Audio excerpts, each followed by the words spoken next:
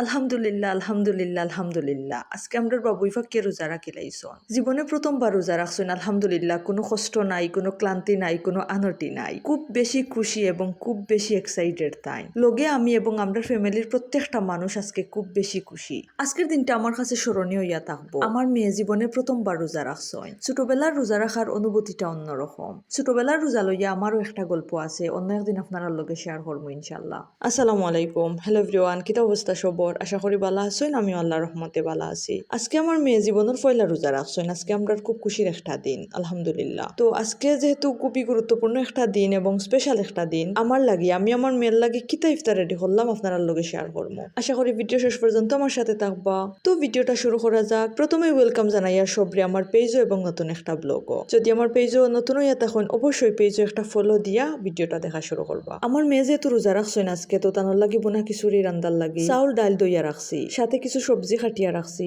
ইনো কয়েকটা উড়ি আলু টমেটো এবং পেঁপে খাটিয়া রাখছি সাথে পেঁয়াজ খাটিছি এবং আদা রসুন গসাইয়া রাখছি ইনো ফুলকপিটা খুব বেশি মিস করি আর এবার শীতও প্রচুর বোনা খিচুড়ি খাইছি এবং প্রত্যেকবার লগে ফুলকপি দিয়া খিচুড়ি রাঁধছি আজকে গরো ফুলকপিও নাই আর লগে ধনিয়া পাতাও নাই অলরেডি 12টা রোজা গেছে গি আজকে 13 রোজার ইফতার আমি প্রতিদিনের ইফতারিত পাতলা খিচুড়িটা রাখার চেষ্টা করি সারাদিন রোজা রাখার পর পাতলা খিচুড়িটা ইফতারও খাওয়াটা আমার কাছে স্বাস্থ্যকর মনে হয় এই রোজাত আজকে প্রথমবার বোনা খিচুড়ি বানাইছি এবং সাথে সালাদ আর দেশি মুরগির ডিম ভাজা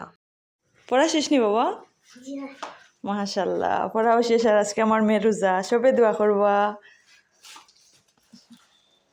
আজকে একটু তাড়াতাড়ি ইফতার রেডি করা শুরু করছি প্রথমে খিচুড়ির লাগি সবজিগুলো হালকা বাজি লাইছি হালকা বাজাত লাগিয়ে একটু বেশিও ভাজা হয়ে গেছে যাই হোক একটু তেল একটু হলুদের গুঁড়া এবং একটু লবণ দিয়া সবজিটা আমি বেলা করে বাজিছি সবজি একলগে দিয়াও খিচুড়ি রান্দা যায় কিন্তু আমি সব সময় সবজি বাজিয়া রান্ধি আমার কাছে ভালো লাগে এদিকে আমরা লাগে খাসাসানা রেডি করিয়া আমার মেয়ে তো বলে সইয়াও দেখতা নাই খাসাসানা সমস্যা নাই ছোটবেলা খেয়েও খাসাসানা খাইতে পারেন না বড়ইয়া খাইবা হয়তো কোনো একদিন প্রিয় খাবার হয়ে যাইতে পারে খাসাসানা এদিকে খিচুড়ি দিয়ে খাওয়ার লাগে আমি দেশি মুরগির ডিম বাজিলাইয়ার বোনা খিচুড়ি সবচেয়ে বেশি মজা লাগে বাজা ডিম দিয়া সালাদও একটু আগে খাটিয়া রাখছি যেহেতু ইফতারের সময় হয়েছে আর এখন লবণ দিয়া সালাদটা মাখাই লাইলাম লবণ দিয়া বেশি আগে মাখাইলে সালাদ কিন্তু পানি ছাড়ি দে ইফতারের ওই সময়টা আমার খুব বেশি ভালো লাগে একটা বান্ধা সময়ের মাঝে ইফতার রেডি করা লাগে ইফতারও কিন্তু খুব একটা খাওয়া যায় না তবে খাই আর না খাই সুন্দর করে টেবিলটা গুছাইল দেখলেও ভালো লাগে ঘরের প্রত্যেকটা মানুষের লাগে ইফতার রেডি করাও আলাদা একটা শান্তি বাচ্চারা কিন্তু খানির প্রচুর সাতায় আমার মেয়ে কিন্তু খাসাসানাও খাইতা নাই সালাদও খাইতা নাই রুয়াফজাও খাইতা নাই ইফতারও খাওয়ার লাগে তাই তানোর লাগে একটা কোল্ড ড্রিঙ্কস কিনে আনছয় আজকে যেহেতু তাই রোজা রাখছেন মার হাতে হাতে অনেকটা কাজও হেল্প করছেন